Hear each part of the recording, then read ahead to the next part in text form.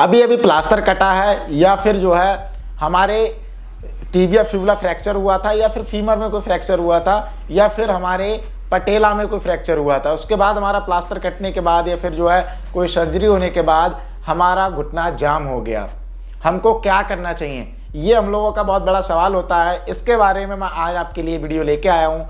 काफ़ी दिन बाद आया हूँ और इस वीडियो में मैं आपको काफ़ी ज़्यादा जानकारी दूंगा।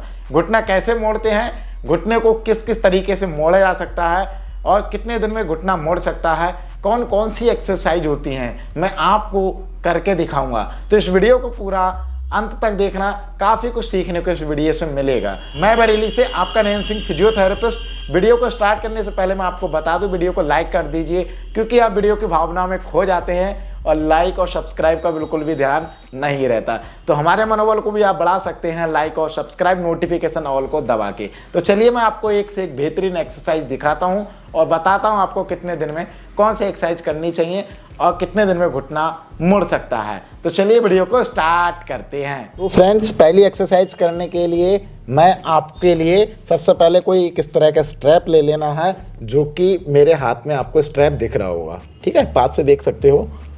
और स्ट्रैप इस तरह का ले लेना और इसके बाद आपको एक्सरसाइज करने के लिए पैर में कुछ इस तरह से आपके लिए ये बांध लेना है। मान लीजिए मेरा ये पैर ये वाला है, यानी कि मेरा लेफ़्ट पैर है और लेफ़्ट लेग मेरा जो है कोई स्टिफ है, नी। तो नी को स्टिफ के लिए हमको क्या करना है, सबसे पहले फटाफट इसके लिए हमें बांध लेना है।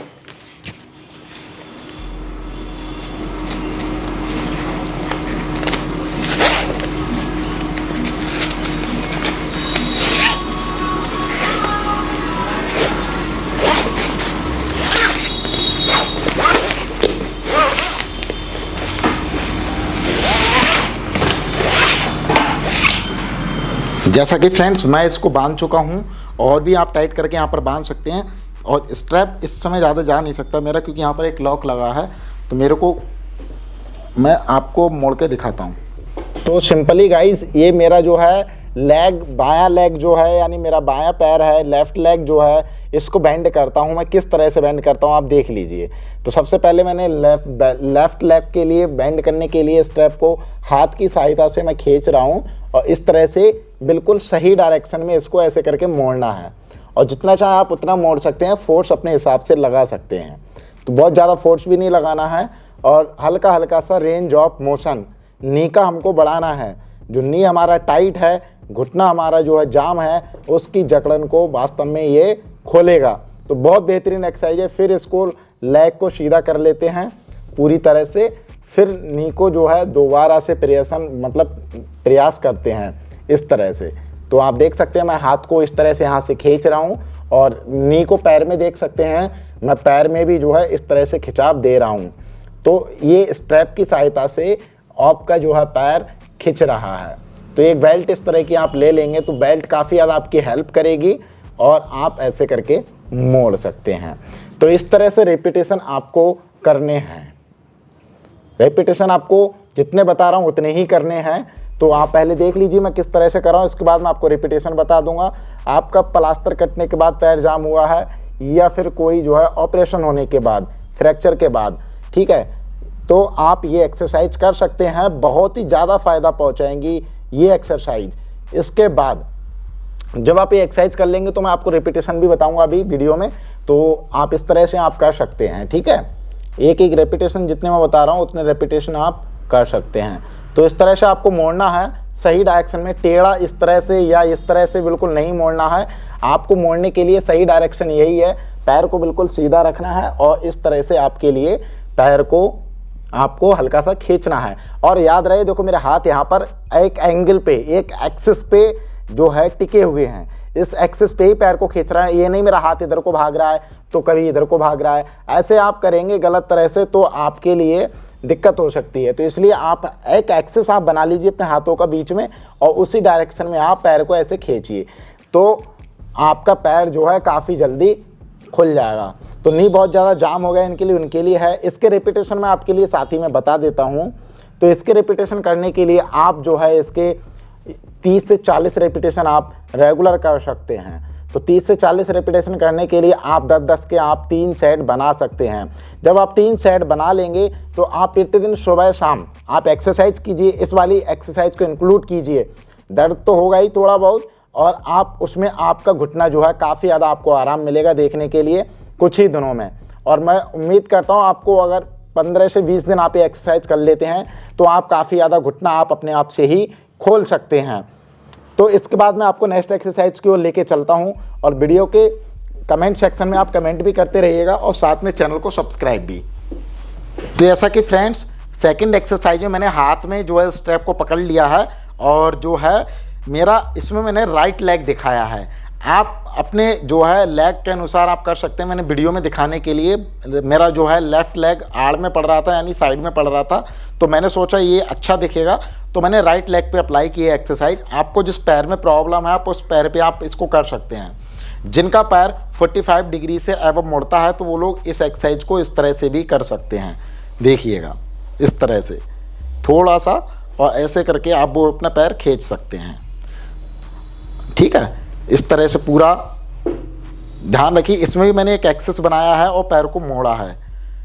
इस तरह से भी वो सेल्फ एक्सरसाइज कर सकते हैं।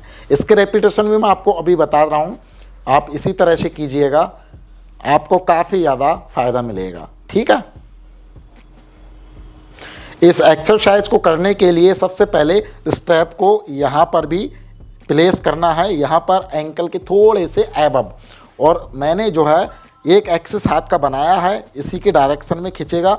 ये नहीं कि इधर को लेके जाऊंगा पैर को या इधर को लेके जाऊंगा, ये बिल्कुल ही नहीं करना है। एक एक्सिस ऐसे बना लेना है जैसे मेरा 45 के अबव मेरा पैर मुड़ रहा है। ठीक है, तो उसके लिए मैंने एक एक्सिस बनाया और फिर पैर के लिए हल्का हल्का सा मैंने खिंचाव दिया। तो हल्का सा खिंचाव दिया मैंने, तो यहाँ पर हल्का सा जो है खिंचाव सा लगेगा, दबाव सा पड़ेगा तो स्टेप का या फिर जो बेल्ट का, तो इसकी सहायता से पैर खुलेगा ही। ठीक है, तो ऐसे ही आप कर सकते हैं। इस एक्सरसाइज के कितने रेपिटेशन करने हैं, इस एक्सरसाइज को करने के लिए आप जो है 20 बार इस एक्सरसाइज को कर सकते हैं।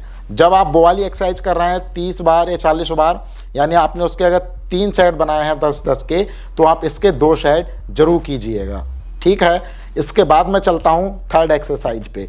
ये एक्सरसाइज करने के बाद आपको करना है पटेला मोबिलाइजेशन।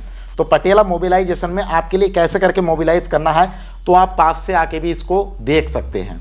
तो सबसे पहले मैं कैमरामैन से कहूँगा कि पास आएँ और इसको अच्छे से नज़दीक से दिखाएं घुटने को। तो पटेला मोबिलाइज करने के लिए सिंपल टेक्निक है, पैर को बिल्कुल न्यूट्रल पोजीशन में रख लीजिएगा। उसके बाद ये साइड से दोनों अंगूठों को प्लेस कीजिएगा और पटेला को मोबिलाइज कीजिएगा हल्के हल्के इस तरह से। आशा करता हूँ आपको वीडियो में अच्छे से दिख पा रहा होगा।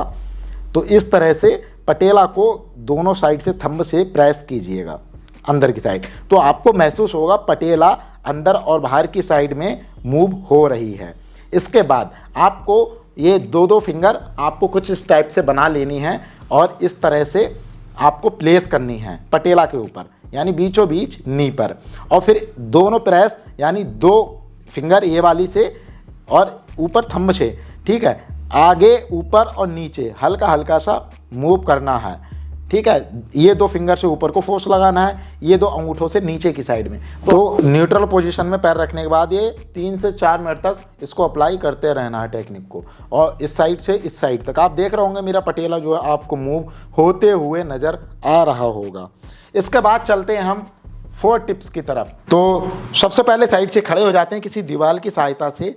तो यहाँ स्पेस थोड़ा कम है तो इसलिए मैं बेड की सहायता से खड़ा हो रहा हूँ, और इस तरह से जितने चौड़े हमारे शोल्डर हैं, मान लीजिए मेरा इतने चौड़े शोल्डर हैं, तो इसी चौड़े इतने पैर मैं फैला सकता हूँ, और किसी दीवार की सहायता से मैं यहाँ पर ये ले रहा हूँ और आप इस तरह से बैठ सकते हैं, स्क्वाट लगा सकते हैं। आपके जितने पैर मुड़ रहे हैं उससे ज़्यादा स्क्वाट लगा सकते हैं, और आप थोड़ा सा बाहर आएगा फिर आप उठ सकते हैं। इस तरह से आप स्क्वाट लगा सकते हैं। जितना आपका पैर मुड़ रहा है आप वहाँ तक मोड़िए, फिर वहीं पर आप फोल्ड कीजिए 4 से 5 सेकंड और आप फिर खड़े हो जाइए। इसके बाद फिर से आप बेंड कीजिए और फिर आप खड़े हो जाइए। ये प्रोसेस आपको 20 से 25 दिन के बाद करना है। ये देखिए, और कोई सबकी कंडीशन पे निर्भर करता है, कोई व्यक्ति कुछ ही दिन बाद इसको स्टार्ट कर सकता है। इसके बाद मैं सामने से स्क्वाट करके दिखाता हूँ थोड़ा हवा में, ठीक है। मेरे पास कोई सपोर्ट नहीं है, आप सपोर्ट ले सकते हैं। तो इसके लिए बेटर ये होगा कि मैं सामने इसको पकड़ लेता हूँ और इस तरह से, और इसको बैठ के मैं स्क्वाट लगाता हूँ इस तरह से। मान लीजिए मेरा घुटना इतना मुड़ रहा है तो मैं यहाँ पर आके रोक लूँगा और मेरे को दर्द फील होगा, थोड़ी देर दर्द को फील करूँगा, फिर मैं आराम से उठ जाऊँगा। फिर उसके बाद मैं स्क्वाट को फिर से करूँगा और फिर मैं वहाँ पर रुकूँगा जहाँ मेरा दर्द क्रिएट हो रहा है, वहाँ पर हम 5 सेकंड तक होल्ड करूँगा, फिर आराम से उठ जाऊँगा। फिर इस एक्सरसाइज को दोहराऊँगा और फिर से मैं इस एक्सरसाइज को दोहराते समय फिर नीचे को ले जाने की कोशिश करूँगा। अब आप देखेंगे कि मैं थोड़ा सा घुटना मेरा मुड़ चुका है। इस तरह से आपको भी महसूस तुरंत होगा। इसके बाद आप इस एक्सरसाइज को जब आप दोहरा रहे हैं तो एक चीज़ और जो आपको गलती नहीं करनी है इस एक्सरसाइज में, तो वो गलती आपको ये है कि मैं रीढ़ को बिल्कुल सीधा रख रहा हूँ इस पोजीशन में। ये नहीं कि मैं इस तरह से मोड़ रहा हूँ, इस तरह से मैं अपनी रीढ़ को नहीं मोड़ रहा हूँ। आप देखेंगे कि मेरी रीढ़ इस तरह से स्ट्रेट रह रही है किसी भी एक्सरसाइज को करते समय। स्क्वाट वाली एक्सरसाइज में स्पाइन हमेशा सीधी ही रहनी चाहिए और इस तरह से बिल्कुल भी नहीं मोड़ना चाहिए, क्योंकि ये एक्सरसाइज हम स्पाइन को झुकाने के लिए नहीं कर रहे हैं, हम घुटना मोड़ने के लिए कर रहे हैं। तो इसमें हमारा उद्देश्य सिर्फ घुटना मोड़ना ही होना चाहिए और ये एक्सरसाइज को प्रयास करते रहना चाहिए। अब इस एक्सरसाइज के कितने हमको सेट लगाने हैं ये मैं आपको बता देता हूँ। इस एक्सरसाइज को सेट आपको रिपीटेशन जब तक लगाने हैं जब तक आपका दर्द ना बढ़ जाए। आपका दर्द थोड़ा सा बढ़ जाएगा जब आप इस एक्सरसाइज को करेंगे थोड़ी देर, तो आपको दर्द ऐसा लगेगा कि बढ़ सा रहा है और आप इसको जो है आप 15 से 20 बार इस स्क्वाट्स को आप लगा सकते हैं। 15 से 20 स्क्वाट आप लगाएंगे तो आपको लगेगा कि अब दर्द सा बढ़ रहा है और हमारे जो है पैर हल्के हल्के कांपने से लगेंगे। और इसके अलावा मैं एक टिप्स आपको और दे दूं, हमको थोड़ा सा जो है इसके बाद जो है बैठने में ऐसा लगेगा कि हमारी थाइस जो है भर गई हैं, काफ हमारी भर गई है, मांसपेशियां हमारी भर सी गई हैं, भारीपन सा हो गया है। फिर आपको थोड़ी देर बाद हमको जो है हल्का हल्का सा जो है पैर को इस तरह से चलाना है, फिर आप पैर को थोड़ा इस तरह से मोड़ सकते हैं। आशा करता हूँ आपके लिए मेरे द्वारा बनाई गई वीडियो काफ़ी ज़्यादा हेल्पफुल रही होगी और इस बीच मैंने काफ़ी ज़्यादा गर्मी का सामना किया है, तो आशा करता हूँ मेरी ये गर्मी की और जो है पसीने की मेहनत को आप समझ पाए होंगे। वीडियो बनाने में काफ़ी ज़्यादा मेहनत लगता है, उसके बाद हम लोग यूट्यूब पे अपलोड करते हैं।